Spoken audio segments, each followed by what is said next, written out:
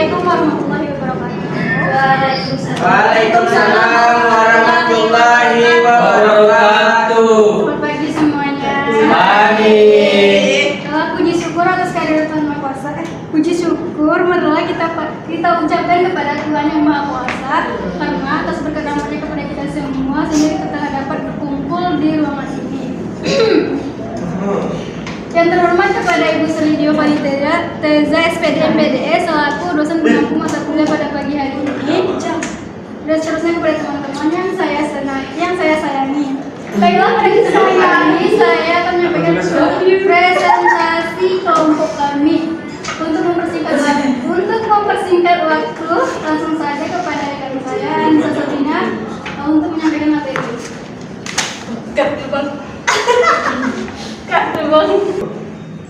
Baiklah, saya akan menjelaskan tentang manajemen kas, piutang, dan persediaan. Yang pertama yaitu pengertian persediaan. Persediaan adalah barang yang disimpan untuk dijual kembali atau digunakan pada masa periode yang akan datang atau bahan baku yang telah diproduksi di perusahaan yang akan digunakan dalam proses produksi. Manajemen persediaan merupakan kegiatan menentukan tingkat dan komposisi persediaan. Jadi persediaan di perusahaan berguna untuk menghindari apabila terjadi penghambatan produksi akibat kelangkaan dari barang yang dibutuhkan perusahaan.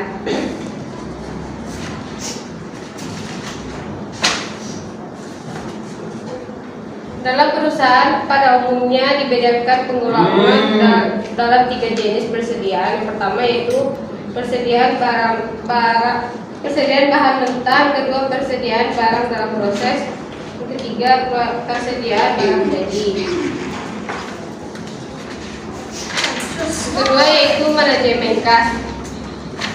Manajemen kas yaitu merupakan aset atau harta perusahaan, sumber daya aktiva yang paling liquid, suatu sistem pengelolaan, perencanaan dan pengawasan terhadap perusahaan untuk mempertahankan suatu serta memanfaatkan ide cash guna menjalankan aktivitas bisnis secara normal. Jadi manajemen kas merupakan strategi atau alat untuk mengelola kas suatu organisasi secara efektif dan efisien dengan cara yang tepat. Manajemen kas mempunyai kedudukan sentral dalam menjaga kelancaran operasional perusahaannya.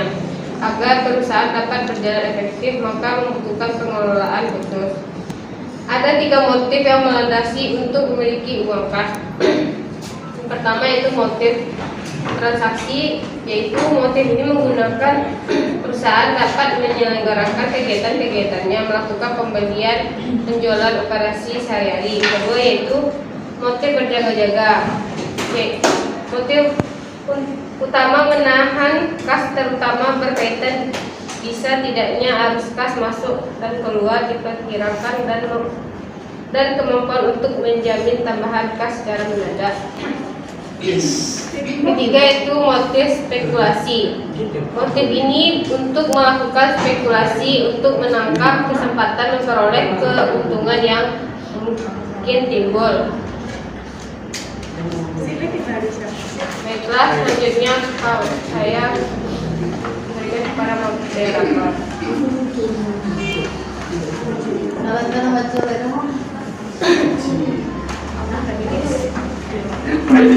Baiklah, untuk penyampaian materinya akan dilakukan oleh saya sendiri. Poin yang ketiga, manajemen piutang. Manajemen piutang adalah pengelolaan piutang. Manajemen piutang adalah pengelolaan piutang penjualan kredit dalam perusahaan tercapainya keseimbangan biaya sehingga dapat menjadi alat untuk mencapai tujuan perusahaan, terutama pencapaian keuntungan. Piutang adalah salah satu elemen kerja dalam keadaan putar.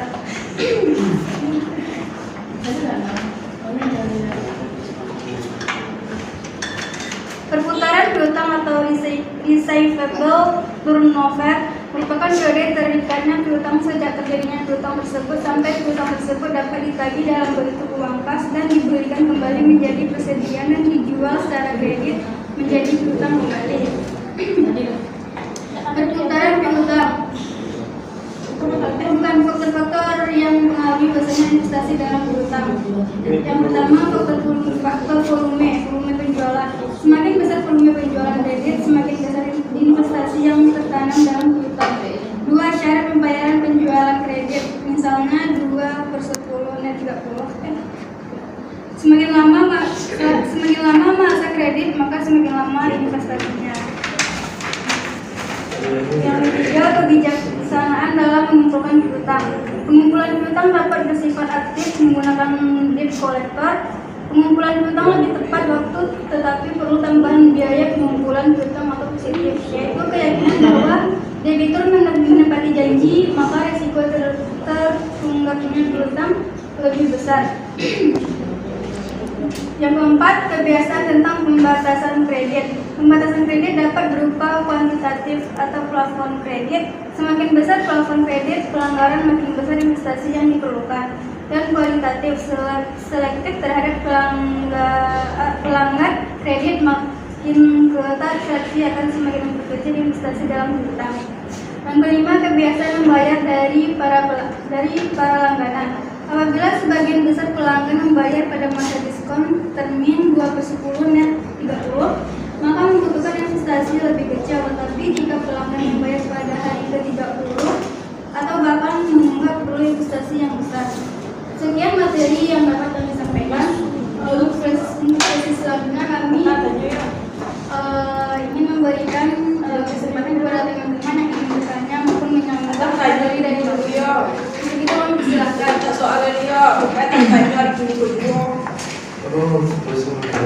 Tiga pertanyaan ya teman-teman. Ya.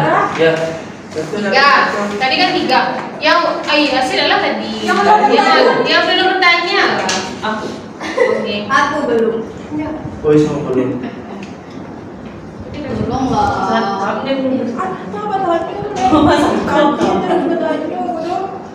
Jika Apa yang bertanya tadi guys? Rasid, Iwin tadi. Yang belum bertanya lah. Rasid, Iwin, Andre. Baiklah kepada Bapak silakan untuk menyampaikan pertanyaan. Rashid. Saya Stevi David Koyong mau bertanya. Di makalah itu kan di halaman 3 nomor 2. Tiga nomor. Nomor 2. Itu poin 1 dan poin 2 itu kan biaya daripada inventory. Nah, yang di biaya poin yang nomor 2 itu dia biaya yang berubah sesuai dengan besarnya average inventory, yang ini sering disebut storage atau carrying cost. Nah, pertanyaan saya, jelaskan mengapa besarnya average inventory atau carrying cost Mengapa besarnya? mengapa besarnya average inventory atau carrying cost dapat berpengaruh terhadap perubahan biaya.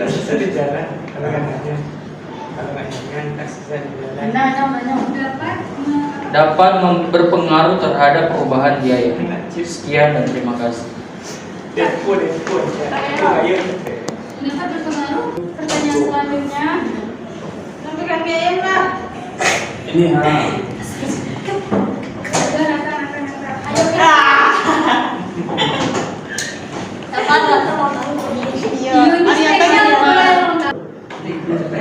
Assalamualaikum warahmatullahi wabarakatuh. Izin bertanya. Jika suatu perusahaan tidak memiliki kas, bagaimana perusahaan menjalankan bisnisnya? Jika satu. Terima kasih. Mama. Jika satu perusahaan tidak memiliki kas, Harus Tidak memiliki kas terus. maka apa yang akan terjadi? dia nanya apa yang jawabnya makasih. jika suatu perusahaan tidak memiliki kas, bagaimana perusahaan menjalankan bisnisnya? Next, pertanyaan selanjutnya dari Karena saya tadi dari kelompok penyaji, apa yang harus dilakukan perusahaan agar kas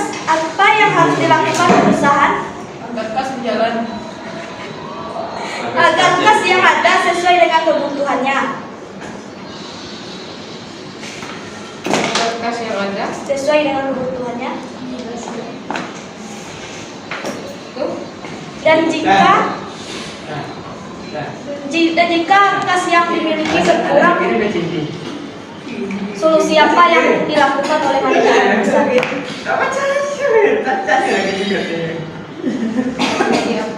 Yang dilakukan oleh panitia besar. Baik, terima kasih kepada teman-teman semua yang telah memberikan pertanyaan kepada kami. Untuk itu, berilah kami waktu untuk menjawab pertanyaan dari teman-teman semua. Di sini saya ingin coba menjawab pertanyaan dari saudara Devi. Jelaskan mengapa besarnya average inventory cost dapat mempengaruhi terhadap perubahan biaya. Sebelumnya kita harus mengetahui dulu apa itu average inventory. Average inventory adalah bandingan jumlah persediaan barang rata dari setiap periode. Apakah average inventory berpengaruh terhadap perubahan biaya? Iya, karena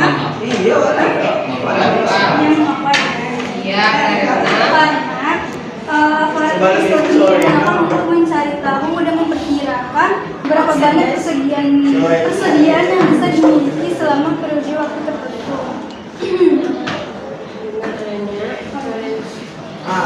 Dengan menghitung average inventory dalam bisnis bisa menghemat biaya penyimpanan sehingga tidak ada lagi pembahasan biaya yang terjadi dalam bisnis. Jadi kayak average inventory itu kayak memperkirakan biaya.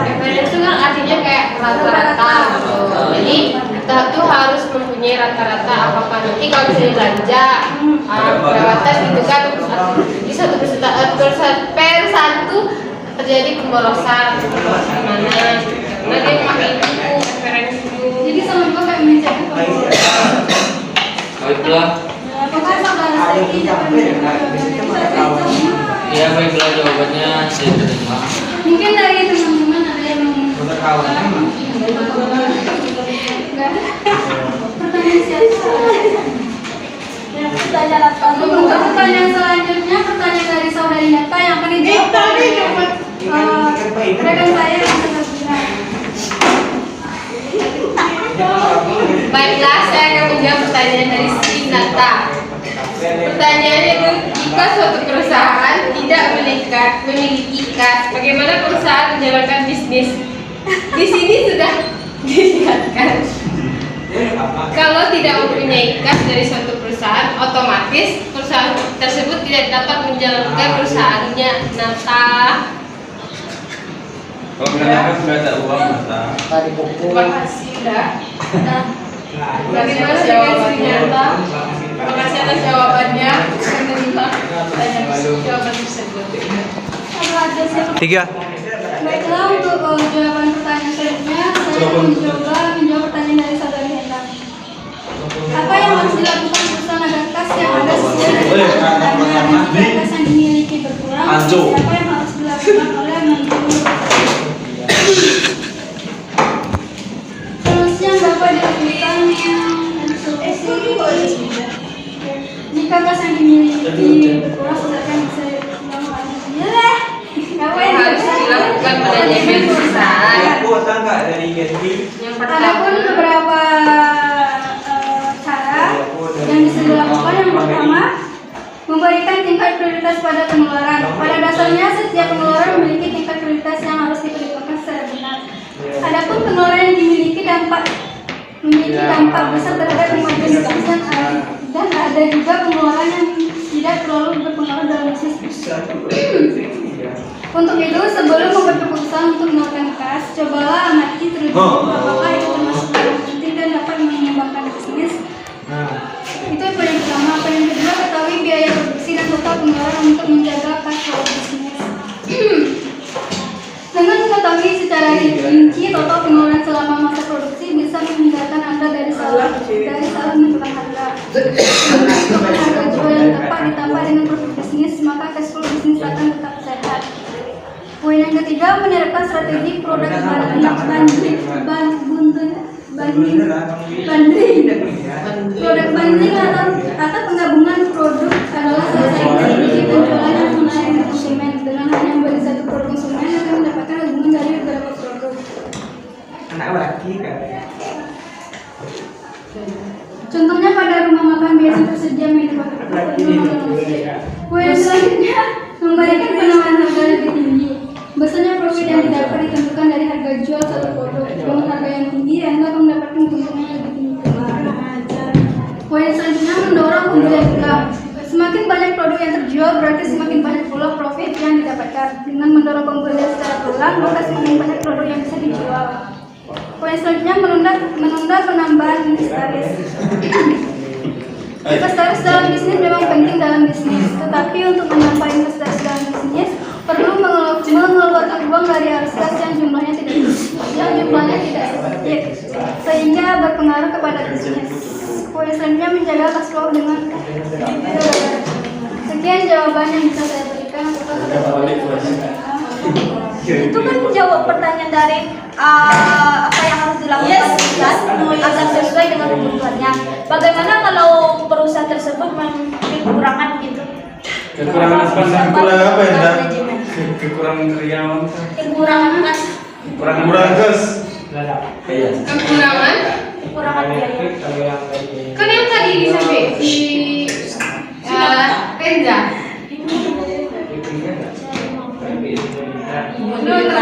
Ya udah. Efek rayo.